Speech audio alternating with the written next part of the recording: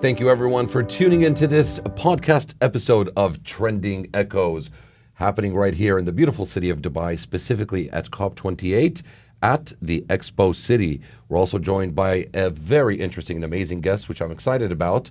We are here with the chairman of the Energy Institute in the Middle East, Dr. Waddah Al Hashimi. دكتور أهلا وسهلا بك. أهلا مرحبا فيك. شكرا على حضورك. الله يحفظك الله يحفظك. دكتور طبعا event happening right now. It's probably one of the biggest events يعني بهذه السنة, COP28, right here at the Expo. Many world leaders. What is your thought currently on the event taking place? Are we able to make an impact this time around? Do you have a positive outlook? Tell us your thoughts on the event. Okay, all right. Bismillah. Thank you very much, firstly, for inviting us across.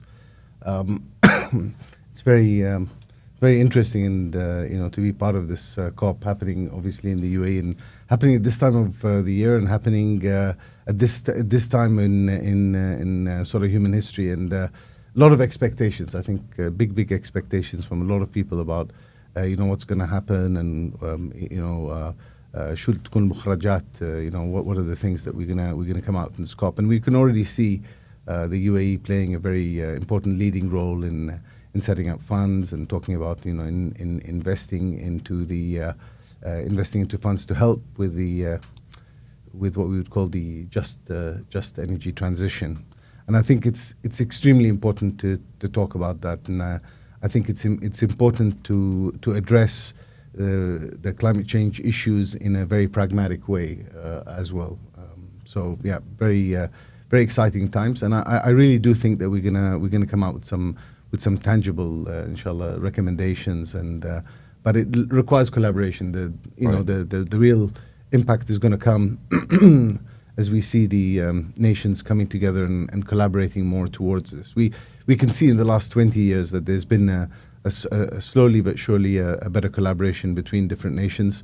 However, there's so many other aspects, socio-political, socio-economic pressures and issues, some of the destabilizations that's happening around the region, around the world, which is also going to have, I think, not such a positive impact on the speed of change. But anyway, but that is, as they say, salabi, Right.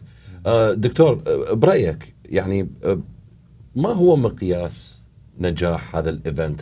Or in other words, how can we actually measure the success? What are the benchmarks, or what are the elements that we can put in place to say whether this event is successful, or how can we gauge the impact that the event actually has? برأيك الشخصي يعني. Well, it's not an easy thing to measure success. Immediate success would be obviously the kind of MOUs, the kind of recommendations which have been adopted, the kind of things that countries would sign up on. But just because they've just signed up on and put the when we signed up for the 1.5 degrees and the SDGs, that was a great success. Now, if you measure the success over time and see, okay, where are we right now from where we wanted to commit? So there's been some really good progress on certain SDGs, but in other SDGs, obviously, we've struggled, right? So the success, the overall success, will only be measured in the time to come. That's the difficulty. But in terms of the success of the conference itself, obviously, if the parties come together and agree to certain initiatives and certain collaboration that they're going to move forward with, and certain commitments surely on that. The other thing about this COP, which they've been talking about right from the beginning, which is very, very good, is leave no one behind. And I think the UAE, mashallah, have been extremely vocal with saying, well, look, there has to be an energy transition. They lead the energy transition, even though as a nation we are obviously very highly dependent on fossil fuels, but at the same time there is so much investment, so much research, so much collaboration around the world, so much investment not only in the UAE but around the world that the UAE is doing with regards to the energy transition. So that's one thing. The second thing is that the UAE has always been, mashallah, very, very collaborative in its approach, taking, pushing forward and whatever, and trying to help, trying to be the first mover, even though a small state in the greater scheme of things in this world. but still their contributions are always very, very positive. The contributions are always very, very big in terms of the magnitude, the money they're willing to put forward to push things forward. But really, I think what is very, very important, I think, you asked about success. I think success is going to be very dependent on if you don't leave no man behind, right? Sure. So I think the just transition is not only an energy transition, but a just transition which is required. We have a lot of countries around the world, they're feeling the pinch of climate change. They might not have the resources, they might not have the technology, they might have not the knowledge to be able to go through this transition effectively. The countries around the world, the developed states, states like emerging economies, big emerging economies, including the GCC and the UAE, of course, should try to help them move forward. And I think they're going to do that. I'm very, very positive about, only in the first couple of days, subhanAllah, there's been some fantastic things coming through. Inshallah. Now, Doctor, not to get political, but you're talking about certain states that don't have necessarily the resources to be able to combat this. But you can look at a country like the United States, for example, which is probably one of the biggest emitters in the world, yet within the contribution, I think the financial contribution in the past couple of days, they were one of the least who contributed in terms of, I think, something like 17 million compared to 100 million from the UAE, 100 million from Germany, 76 million, I think, from Japan. Given that the US is one of the biggest emitters, why do you think that is? That they're not actually contributing? Because I understand when we talk about states that are struggling with the resources, but we're talking about the United States here. What do you think the reason is behind that? I don't know really. I haven't looked much into it. I was actually quite surprised when I heard what they how much they contributed with. Before the COP, there's a lot of discussions which sort of take place. The States is obviously funding a lot of other things, and again, I don't want to get too political, but they're funding a lot of things around the world at the moment, and maybe that's what they budgeted for. But sure. Regardless, I mean, the fact that they've actually contributed towards this means that they're very much gonna commit and sort of are supporting this whole move forward. I know that the states also have, and in a way rightly so, have said that, look, all countries have to contribute. It's not only the big countries in the world that have to always contribute. Everybody should contribute and give whatever they can. Of course, you've got countries, in Latin America, in the Africas, and Southeast Asia and stuff like that may not have the same kind of resources in order, so they need to be supported. And in this just transition, the whole world is trying to move towards dealing with the climate change issues. And certain countries in the world, it's really very interesting. I studied environmental engineering. I'm an environmental engineer by training, and I remember many years ago, before I became an environmental engineer, so I went to study in the UK, and I remember there was this big issue. I don't know if you remember how old you are, but you look very young anyway. 43. 43. I'll be 43 in a couple of days, actually. So we're not far from each other. So you remember this thing called acid rain? Of right? course. Yeah. So the acid rain caused by sulfur, right, in the atmosphere? Okay. Sulfur that was coming out, emitted, and then it was mixing with the rain, and it was causing sulfurous acid. Right. And the sulfurous acid the problem is the rain that was coming down was actually, it was slightly acidic, and it was, a lot of buildings, ancient and historical buildings around different places in Europe, and it was really, really damaging that very old and very important heritage and infrastructure, and therefore there was a big move towards, look, we have to deal with this. Now, the biggest emitter at that time was places like the UK. At the same time, the rain, obviously because of the winds and all that, the rains were dropping somewhere else. So you produce something somewhere, and then it affects another part of the world. So that's the story of climate change in a nutshell, right? So the climate change is, and I don't think that climate change is only caused by human activities, but I think it's a natural. I think there's a bit of science around this that there is also some natural reasons why this is happening. The people who don't want to address the issue of dealing with climate change, they say no, this is completely natural.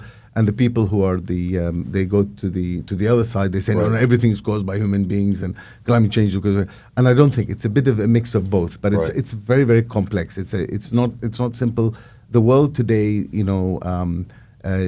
geologically, whatever the atmosphere, it's not the same as 20 years ago. Things have been affected and changed. Interestingly, all the people who said that we went beyond we crossed the red lines and we went to the point beyond return. During COVID, you remember, right? Of course. So we saw the satellite pictures in February and March of 2020, and we saw amazing. All the skies are cleared up. There were places in India where you could actually see the Himalayas, and they were never seen from that point for like 20 years because of the smog and because of the pollution. But subhanAllah, I think it's reversible.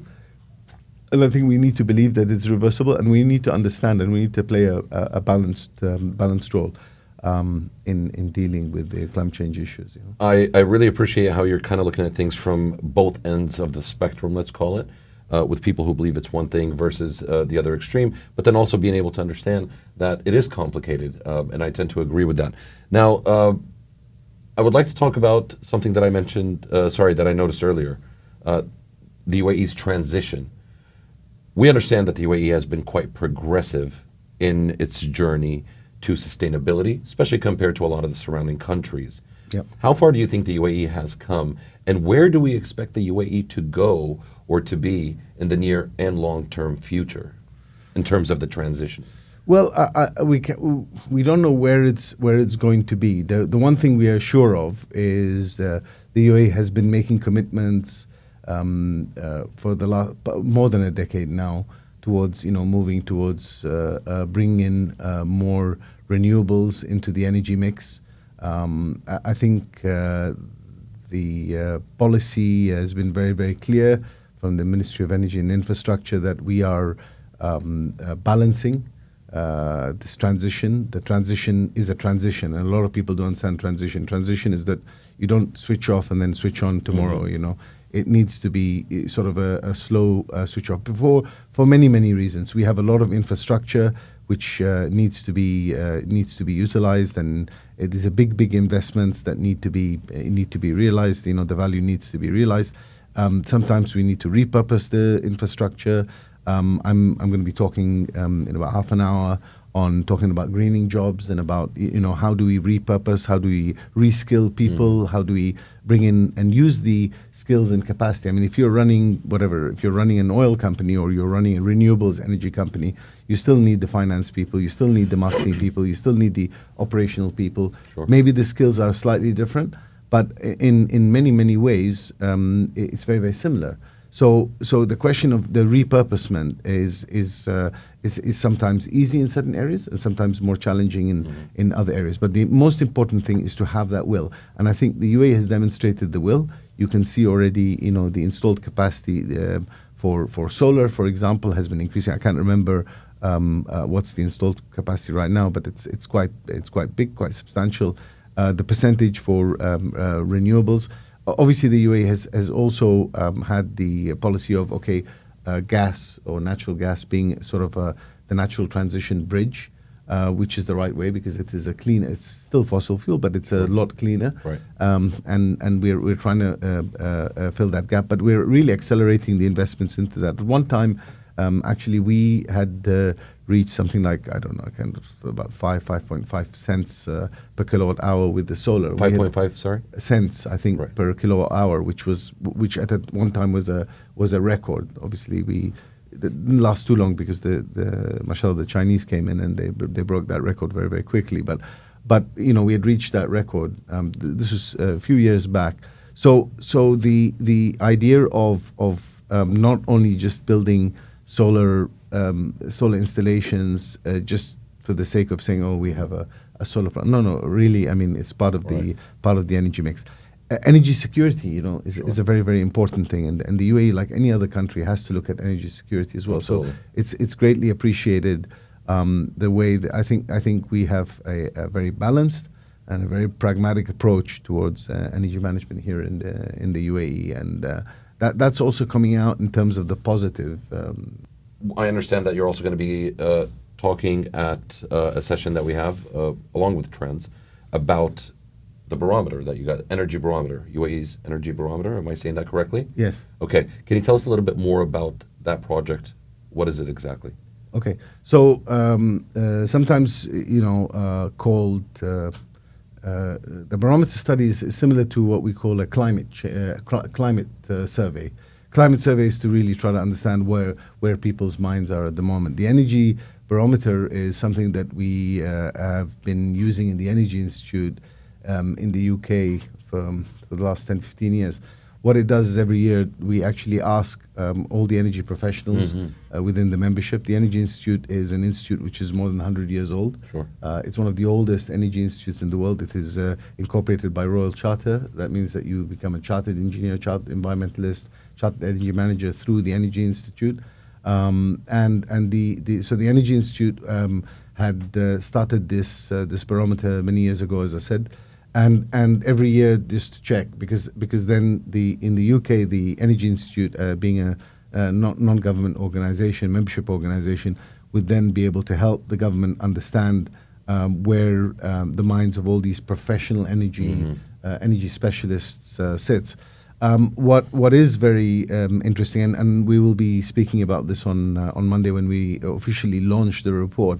Monday, which is after tomorrow, right, here at COP28, very kindly hosted by Masdar, and they'll be talking about the kind of change. If I give you some key insights really Absolutely. into the study, so we have probably about 5 key points. One of them is the majority of participants fear climate change poses a greater threat to the way of life in the UAE 2050 compared to elsewhere in the world, with rising temperatures and shorter winters that create harsher working conditions cited by these biggest concerns. So that's one thing. The second thing, the pace of global transition to low carbon accelerates.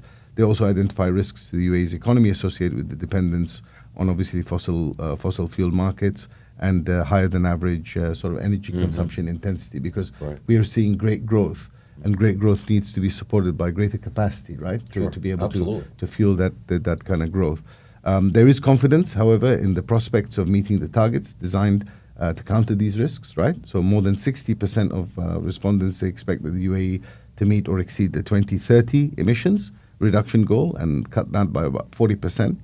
A similar proportion believes that the UAE will meet or exceed the 2050 energy diversification goal, so 50% of the total energy coming from renewables, including that includes nuclear, of course. The UAE is seen as well-funded to make the necessary investments to clean energy, including financing renewable energy and low-carbon hydrogen. Though there are calls for greater clarity around obviously policies, regulations, and market mechanisms required for that. And finally, energy efficiency is singled out as an opportunity area that needs the most focus and investment in the UAE, with particular reference to demand management. So we have to really, and the demand management, is covered in many areas. Of course, it's the education, the awareness, and people consumption trends, the way that they address this, the way that we encourage, the utility companies and the government policies, sort of encourage people to become more efficient in the way that they use energy. Energy is very heavily related to water, because in this country we 90+% of our water comes from desalination. Yes. So there's important aspects of that. But management in air conditioning, water consumption, desalination, as well as less carbon intensive production, the use of oil and gas. So all these issues. So these are some of the key insights into what the report has. But the report has a lot of details and depth into where are the areas where they see some of these respondents felt that there was greater confidence in solar, where they see we've got hydroelectric now in Hatta, which was a nice it's a very, very nice, interesting project, but how much scalability is possible and things like that. So there is some skepticism, but overall I think it was very, very good. I think a very insightful report, and I think it'll be very, very useful once people can use that in the area of research. And the report or the results of this report, or I'm assuming it's like a survey almost, was performed where? On what sort of audience or geographic location? Okay, so Are these UAE residents, in other words? yes, mainly people who are working within the UAE, Right. who are members of the Energy Institute or associate members. The Energy Institute has more than about 21,000 members around the world. Okay. There's obviously a much smaller proportion who are working here, probably only around I would say about 10-12% of them work within the UAE and the GCC. And of course, in surveys, I think this survey we got a response rate of, I can't remember, it was around about 15 or 18%, which is not bad for surveys. But then what we did is we followed with a sequential mixed methods approach to our research. And so what we did is we found out what the surveys was telling us. We did focus groups. We also did a launch where we brought in people, where we used a Mentimeter. So we used different data points, and we used that. And then finally, what we did is we did some interviews with around about, I think, 12 or 14 quite senior energy energy specialists to try to rationalize what the survey results and all the focus group results were coming in. So quite an interesting. Academic. I don't know if you can get a PhD for it, but I can tell you, because being a researcher myself, we really did follow some really rigorous methods of getting some really good data. And so. I think it's going to be very, very useful, as I said, and it's the only one of its kind. Right. That's the most important thing as well. Yeah. Right. Now, Doc, let's quickly talk about, for the lack of better terms, let's call them the next generation, right? The youth. How much do you think we are actually doing towards the next generation in order to educate them, or maybe let's call it sustainable literacy, right? How much are we actually doing, and how much more could we do for the next generation to be able to adopt what is being put into place now? Let's call it, some sort of foundation, right? How much can they actually adopt, and how can they move forward? What do we need to do from our side? I think what we need to do from our side is empower them and actually allow them. With all due respect, Omar,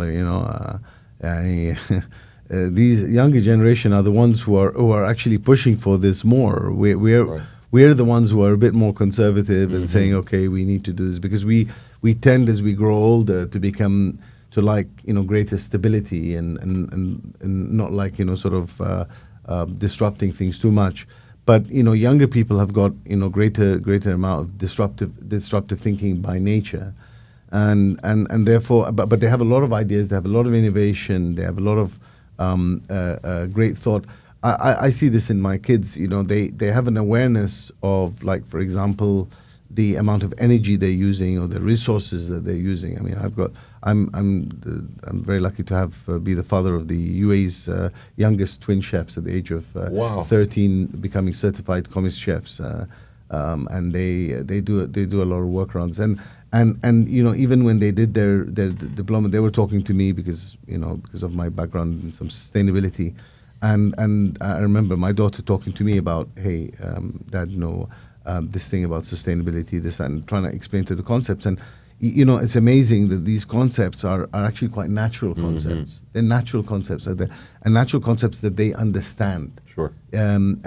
So we don't really need to teach them the concepts. We just need to give them the empowerment. We need to give them the psychological safety to explore and push and with the greater innovation. Because as you grow older, I mean, people ask me, so how did your kids become chefs? I said, actually, because they became chefs at the age of 13. They said, wow, it's very difficult at the age of 13. I said, no, actually, the fact that they were 13 probably made it easier for themselves. Because if I wanted you to start doing something new, Omar, right, you'll probably say, oh, no, I might fail. Yeah, it's a bit harder at an older age. It's a bit harder, yeah. You say, well, no, because we have this propensity to try to avoid doing things because we fear failing. Absolutely. Right? But with the younger kids, they're not like that. There is no fear. They just go out and just do it. Not to get off topic here, but I do want to mention this. What you're saying is absolutely true and amazing. And I actually noticed this the other day. So at my studio, I've interviewed some amazing, well-known global names, from Tony Robbins to Steve Harvey, Bill Gates, the list goes on, right? And I've done these interviews on the behalf of Forbes. a lot of people who just step a foot into the studio tend to get really nervous. You got the spotlights, you got the stage, you got everything else. And it's interesting because my son was with me not too long ago. And I told him, I said, would you like to do an interview? And I was telling him how many people sat in that exact chair. Mm-hmm. And he was thrilled.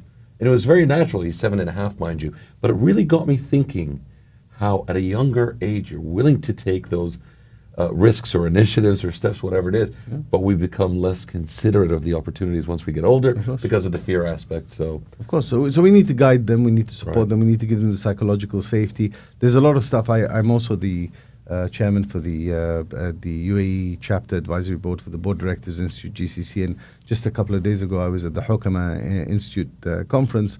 And one of the things that we were discussing, the measurement of intangibles, right? Mm-hmm. Intangibles. And so one of the things about the intangible value that companies bring is obviously driving that change in the younger generation, the social value that the organization brings, and how do you measure that, the goodwill, etc., and all the CSR stuff that's pushed forward. So, and I said, to really in terms of measuring the intangibles, one of the things is that, you as a big organization, you might think that you're great and you're big and you're a good paymaster and stuff like that. But a lot of young people won't want to work with you. Right. Because they just think, hey, listen, man, the values that I have are different. And they're willing to do that, which is very different to what was happening before. So there's a very, very big challenge. So the question was put, how, do we need to incorporate younger board directors into the board? Because the board, who are all these, typically, sort of older, 50-plus white men, the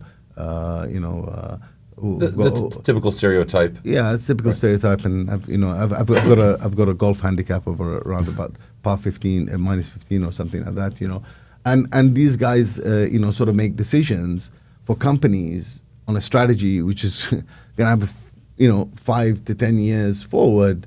And you're driving the strategy of something with another bunch of people, so younger bunch of people. So there's a big argument to bring in ideas at least, and bring in the thoughts and engage with younger people. So I think of course part of the solution is to bring in younger people.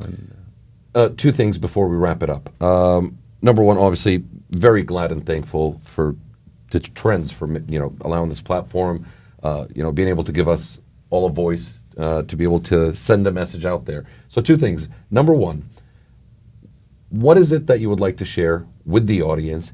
Anything it could be. And number two, what are Dr. Waddah's expectations or hopes in simple bullet point format from COP28 here in the UAE?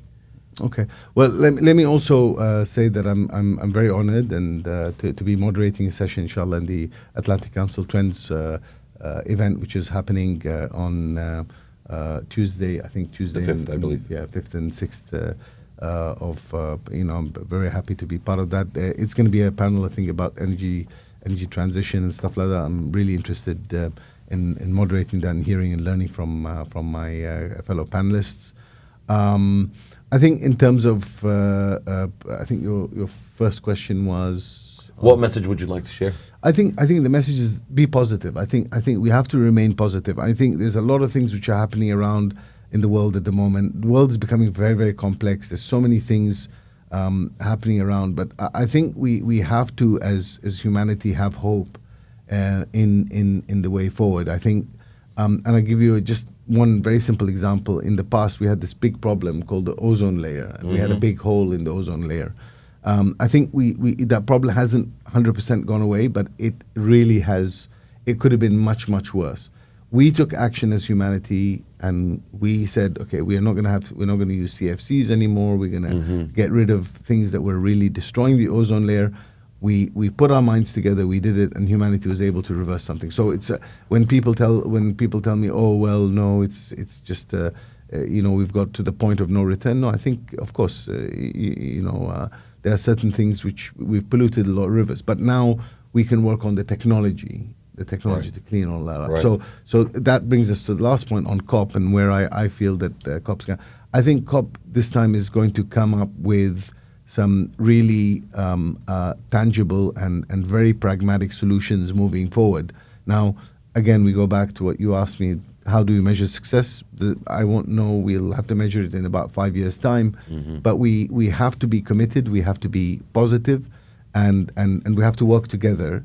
Not equally, because different countries have got different things. Some countries have got very good resources. Some countries have got very good technology. Some people have got very good manpower. Some people have got some countries have got big land masses or natural resources. I think we have to work together equitably rather than equally and say, well, states has to pay 100, Right. we have to pay 100. No, it doesn't work that way. I think we all have to give with whatever we can. Sure. But we have to work together collaboratively, and we have to remember that there's only one Earth, and we all have to live on it. So Absolutely. we'll take Now, care of it. it's. I know we're supposed to wrap things up, but I'm really enjoying this conversation with you, and I want to ask one last question. In fact, Yes, sir. I've seen a comedian.